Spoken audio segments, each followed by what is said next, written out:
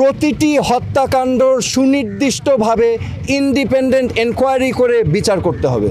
কোটা সংস্কার আন্দোলনের 6 সমন্বয়ককে হেফাজতে নিয়েছে ঢাকা মহানগর পুলিশের গোয়েন্দা বিভাগ। তাদের সঙ্গে সাক্ষাৎ করতে আজ সোমবার সন্ধ্যায় রাজধানীর মিন্টো রোডে ডিবি কার্যালয়ে যান সাবেক স্বরাষ্ট্র প্রতিমন্ত্রী তানজিম আহমেদ সোহেল তাজ।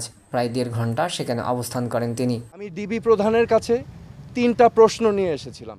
এ সময় সোহেল তাজ ঢাকা মহানগর পুলিশের অতিরিক্ত কমিশনার মোহাম্মদ হারুনার রশিদের কাছে 3টি প্রশ্ন জানতে চান। তার প্রথম প্রশ্ন, যে 6 জন সমন্বয়ককে আনা হয়েছে তাদের গ্রেপ্তার নাকি সেফ কাস্টডিতে নেওয়া হয়েছে। দ্বিতীয় প্রশ্ন, যদি গ্রেপ্তার হয়ে থাকে তাহলে আমার কোনো প্রশ্ন নেই, দাবি নেই। সেফ কাস্টডিতে থাকে তাহলে আমি দেখা যদি সেফ কাস্টডিতে নেওয়া হয় তবে আমি দেখা করতে চাই। তৃতীয় প্রশ্ন, তাদের সেফ কাস্টডি থেকে কখন মুক্তি দেওয়া হবে, কিন্তু তার কোনো প্রশ্নেরই সন্তোষজনক জবাব পাননি সোহেল তাজ। এ সময় ঊর্ধ্বতন কর্মকর্তার কথা বলে ডিবি প্রধান জানান, 6 জন সমন্বয়ককে যেহেতু তাদের নিরাপত্তা নিয়ে উদ্বিগ্ন ছিলেন সেহেতু সেফ কাস্টডিতে নেওয়া হয়েছে বলেন সোহেল তাজ। তিনি আরও বলেন, আমি তাকে পাল্টা প্রশ্ন করি, 6 সমন্বয়ক তাদের নিরাপত্তা নিয়ে কিভাবে উদ্বিগ্ন, তারা কি আপনাদের জানিয়েছিলেন? ডিবি প্রধান জবাবে জানান, তাদের মনিটরিং করে বুঝতে পেরেছেন সমন্বয়করা নিরাপত্তা নিয়ে উদ্বিগ্ন।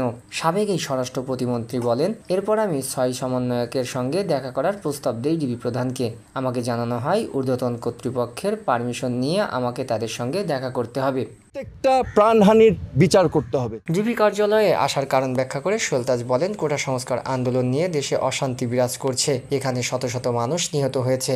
নিরীহ 5 বছরের বাচ্চা থেকে শুরু করে 8, 10, 15, 16 বছরের ছাত্র, সাধারণ মানুষ সহ অনেক মানুষের প্রাণহানি হয়েছে। এটা আমাদের সবাইকে আহত করেছে, আমাদের বিবেককে নাড়া দিয়েছে। এই বিবেকের কারণেই ব্যক্তিগতভাবে ডিবি অফিসে এসেছি। একটি প্রাণ যেটা আমরা হারিয়েছি, একটি প্রাণও কি আমরা ফেরত পাবো?